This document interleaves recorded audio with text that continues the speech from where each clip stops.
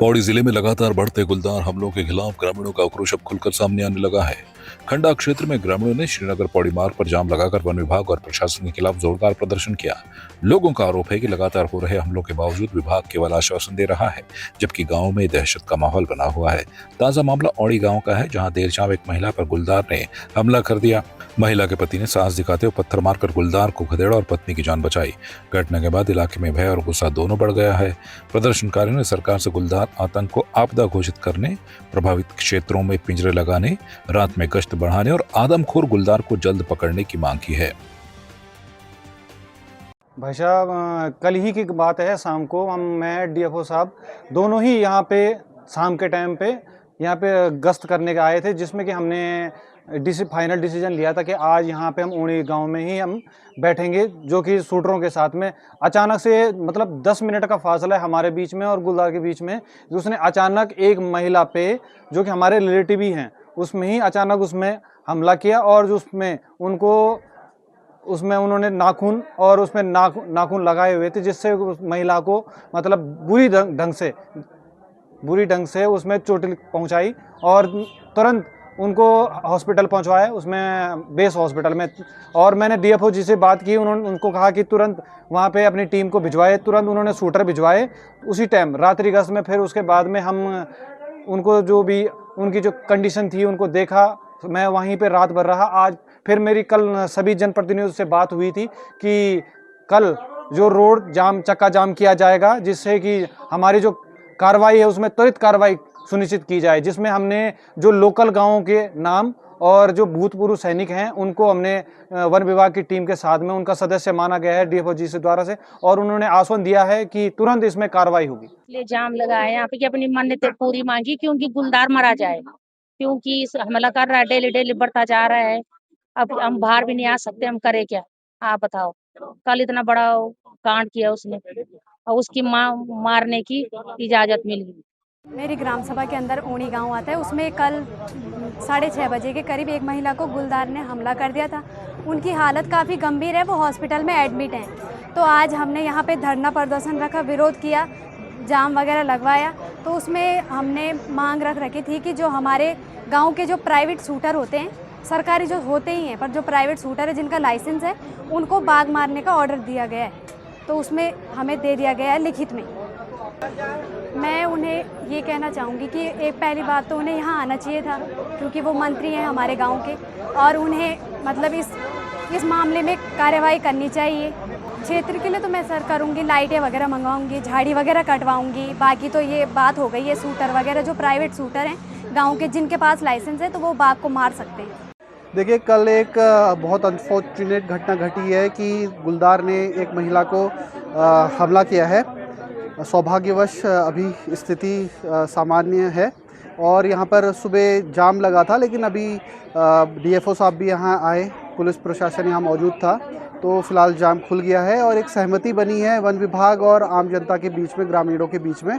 तो इस पर क्रियान्वयन किया जाएगा और आगे की कार्रवाई की जाएगी। देखिए, ये एक बहुत गंभीर विषय है। गुलदार का अटैक बहुत भय पैदा करता है, तो ग्रामीणों से यही हमारी अनुरोध रहा है कि वन विभाग के साथ सहयोग करें और जो भी दिशा निर्देश दिए गए हैं उनका पालन करें। ये एक मुश्किल समय है, हम समझ रहे हैं, लेकिन हम मिल कर के काम करेंगे तो इसमें हम बहुत अच्छा एक सॉल्यूशन निकाल पाएंगे। देखिए, इसमें सारी चीज़ें देखी जाती हैं, जो पीछे के रीज़न्स है वो भी देखे जाते हैं और उसके बाद फिर एक फ़ाइनल हम डिसीजन लेते हैं। तो जांच की जाएगी और उसके आगे का जैसा होगा वो देखा जाएगा। जी, इस क्षेत्र में पिछले 6 महीने से गुलदार की सक्रियता रही है और थोड़ी थोड़ी दूरी पर ये घटनाएं हुई हैं, जिस क्रम में वन विभाग की टीम लगातार क्षेत्र में सक्रिय रही है। वर्तमान में ये देखा जा रहा है कि क्षेत्र वृहद हो गया है तथा उस गुलदार की गतिविधि बड़े क्षेत्र में हो गई है। वर्तमान में विभागीय शूटर तैनात हैं तथा ये निर्णय लिया गया है कि क्षेत्रवासियों का कहना था कि वो भी इस कार्रवाई में वन विभाग का सहयोग देना चाहते हैं। तो इसमें क्षेत्रवासियों को आश्वासन दिया गया है कि वो जिस भी तरीके से वो टीम का सहयोग दे रहे हैं वो स्वागत योग्य है।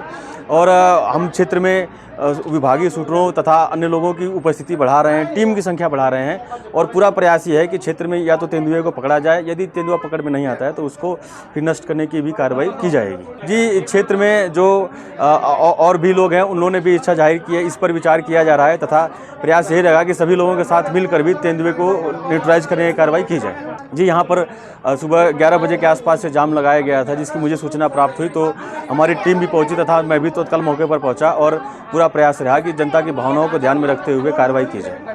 जो भी हमें उच्च स्तर से अनुमति प्राप्त हुई है कि विभागीय सूत्रों के माध्यम से या फिर जो भी हमें कार्रवाई करनी है, पिंजरे लगाने हैं, ट्रैप कैमरा लगाने हैं, आखिरी विकल्प में उसको हम शूट भी करेंगे। क्षेत्र बड़ा है इसलिए हम शूटर्स की संख्या बढ़ाने पर कार्रवाई कर रहे हैं। देखिए, लगातार विगत इस एडवाल्सो नादलसो पट्टी में लगातार 7वीं घटना है गुलदार द्वारा, और पहले तो ये रात में होती थी, अब तो दिन और सूर्य ढलने से पहले भी ये घटनाएं हो रही हैं। इस संबंध में हम लगातार डीएफओ पौड़ी से भी वार्ता कर रहे थे, उनके द्वारा भी कहा गया कि मेरे पास स्टाफ की कमी है, तो उस स्टाफ की कमी को पूरा करने के लिए जो क्षेत्रीय स्थानीय जो लाइसेंसदारी हैं और जो भूतपूर्व सैनिक हैं उनका सहयोग मांगा गया है। प्रत्येक इस दोनों पट्टी में लगभग 18 से 20 ग्राम है, तो उसमें जो लोकल भूतपूर्व सैनिक होंगे और जो लोकल लाइसेंसदारी हैं उनको उनका ग्रुप बना के तैनाती करने की बात की गई, जिसको डीएफओ साहब ने स्वीकृति दे दी।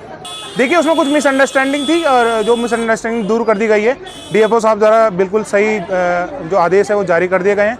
कुछ लोगों के द्वारा कुछ भ्रमित प्रचार हुआ था, वो डीएफओ साहब द्वारा क्लियर कर दिया गया। पिथौरागढ़ के मुख्य कृषि अधिकारी ने जनपद के सभी किसानों से जल्द फार्मर रजिस्ट्री कराने की अपील की है। उन्होंने कहा कि वर्तमान में जिले भर में किसानों की फार्मर रजिस्ट्री की प्रक्रिया चल रही है और जो किसान अभी तक पंजीकरण नहीं करा पाए हैं वे नजदीकी सीएससी सेंटर या विकास भवन स्थित कृषि विभाग कार्यालय में जाकर रजिस्ट्री कराएं। मुख्य कृषि अधिकारी ने बताया कि फार्मर रजिस्ट्री के लिए खाता खतौनी, आधार कार्ड और मोबाइल नंबर अनिवार्य है। उन्होंने चेतावनी दी कि जो किसान समय पर फार्मर रजिस्ट्री नहीं कराएंगे उनकी किसान सम्मान निधि की राशि रुक सकती है, इसलिए सभी किसानों से तुरंत पंजीकरण कराने का अनुरोध किया गया है।